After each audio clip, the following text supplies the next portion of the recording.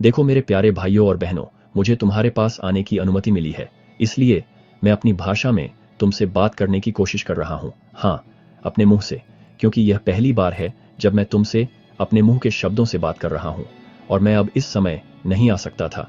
अगर मेरे स्थान पर शासन करने के लिए किसी और को जजमेंट सीट नहीं दिया गया होता, और भगवान ने अपनी दया से मुझे तुम्हारे पास आने दिया है।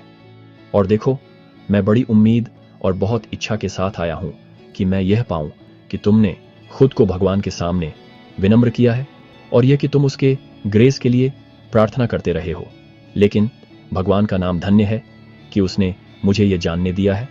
हाँ, मुझे ये जानकर बहुत खुशी हुई है कि वे फिर से उसकी राइचसनेस के मार्ग पर स्थापित हो गए हैं।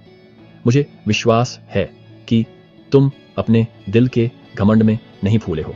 हाँ, मुझे विश्वास है कि तुमने अपने दिल को धन और दुनिया की व्यर्थ चीजों पर नहीं लगाया है, क्योंकि देखो, वह समय दूर नहीं जब रिडीमर जीवित होगा और अपने लोगों के बीच आएगा। देखो, वह यरूशलेम में मरियम से पैदा होगा, जो हमारे पूर्वजों की भूमि है। वह एक कुंवारी, एक अनमोल और चुना हुआ पात्र होगी, जो पवित्र आत्मा की शक्ति से गर्भवती होगी और एक बेटे को जन्म देगी। हाँ, भगवान के बेटे को। और वह हर तरह के कष्ट, पीड़ा और प्रलोभनों से गुजरेगा, ताकि वह स्लोवो पूरा हो, जो कहता है कि वह अपने लोगों के दर्द और बीमारियों को अपने ऊपर ले लेगा, और वह मृत्यु को अपने ऊपर ले लेगा, ताकि वह मृत्यु के बंधनों को तोड़ सके जो उसके लोगों को बांधते हैं। अब मैं तुमसे कहता हूं कि तुम्हें पश्चाताप करना चाहिए और फिर से जन्म लेना चाहिए, क्योंकि आत्मा कहती है कि अगर तुम फिर से जन्म नहीं लोगे तो तुम स्वर्ग के राज्य का वारिस नहीं हो सकते।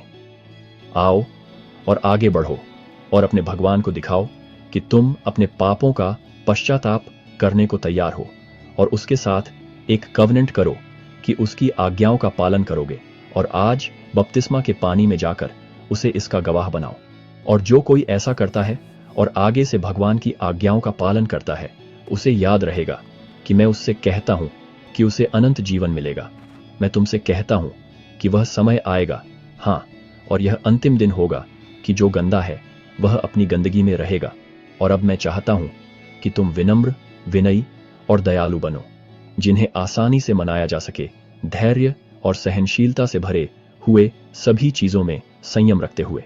और अब भगवान की शांति तुम पर और तुम्हारे घरों और जमीनों पर बनी रहे। और अब भगवान की शांति तुम पर और तुम्हारे घरों और जमीनों पर और तुम्हारे झुंडों और रेवड़ों पर और तुम्हारे पास जो कुछ भी है, तुम्हारी स्त्रियों और तुम्हारे बच्चों पर, तुम्हारे विश्वास और अच्छे कामों के अनुसार, अब से और हमेशा के लिए बनी रहे।